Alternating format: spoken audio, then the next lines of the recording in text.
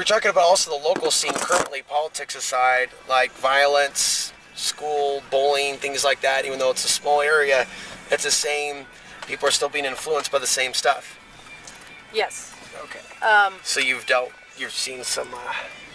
Especially in the middle school, where my daughter attends. She's 13 now, but this happened when she was 11. On one of the buses, she was assaulted, and sexually assaulted by two boys.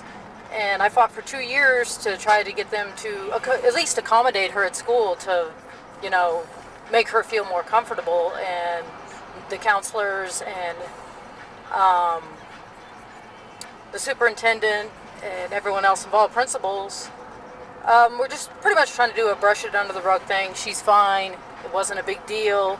It's her word against theirs. And I finally had to pull her out of school because she was having anxiety attacks, something, an 11-year-old kid doesn't typically, display. So, yeah, I took her out of school, and now my oldest son is going to the same school, and now I have to worry about him as far as being a male growing up in that school, and what he's going to be exposed are to. Some of the he's Native American? Well, no, he doesn't look. He is Native American, but he doesn't look Native American. He's blonde. He's got an earring. He's got longer hair. So just general. Yeah. So there are things going on just in general too that aren't Yes. necessarily race specific, but No. Is they have to understand that most of these religions come from a concept of love, and if that's what they need to seek out, not the doctrine or whatever these kids are spewing, that's negative.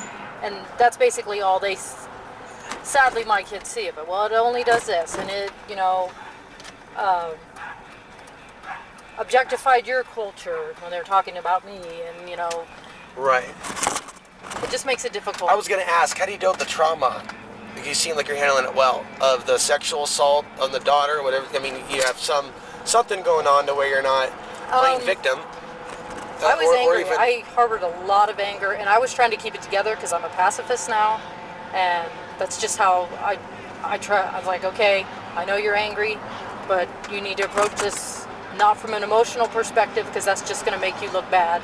And that's why I'm sharing this with others, that you're basically, as a Native American, you've gone through parallel experiences that I've gone through. Yeah. So I feel people staring at me, and I talked about feeling that people thought I was crazy by sharing it because they're identifying with the experience of being looked at, not just one time, but 2 times. Now, it happened more when I got here and I was more rough looking, and I shave less. I make sure I shave before I come to town. I make sure my shirt isn't totally dirty. When they go through the line and they check underneath your cart and everything? They've ever done that to you? At the or at the Walmart? Well, they've been weird in different ways. Yeah. Yes, on the self-checkout. Yeah. Yeah, they just sit there. They don't necessarily stare at other major cities, but they do here. Yeah, and it's a double check thing. Right, so for the audience that's listening, yes, they do a double check more for certain customers that aren't white here. This is happening here, not necessarily where you live. So you're not under attack. But for those of us, the person driving me is Native American. You're testifying basically they do extra watching. Yes. And they show it. And that kind of, it's awkward. Yeah, it creates another awareness too. Like when I go to check out, I'm like, they're gonna check my cart. I gotta make sure I'm being,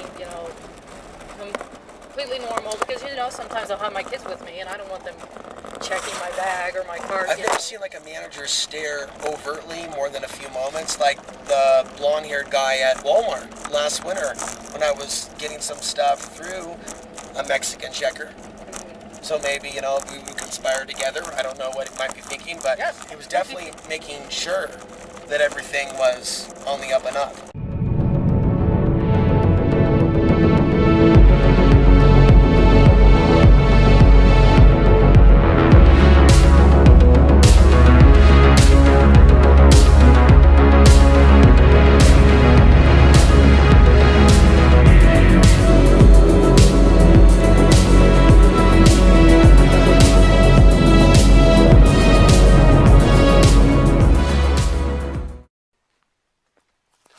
And welcome to this week's edition of Outside the Box TV, which is going out on Portland Cable Access and exclusively on demand.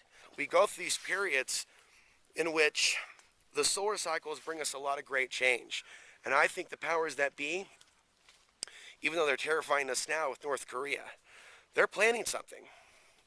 They're planning something for the next couple of years.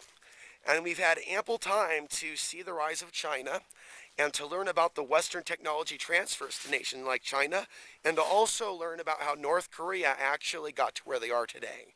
From characters like Donald Rumsfeld and even technology during the Clinton administration. Both Democrats and Republicans have done this, and done this with regards to our own technology ending up in the hands of our future enemies. So there's a staging taking place.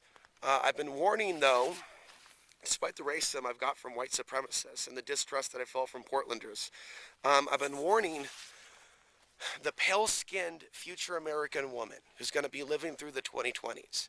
I see America going through a collapse and barbaric elements of our society showing themselves more clearly.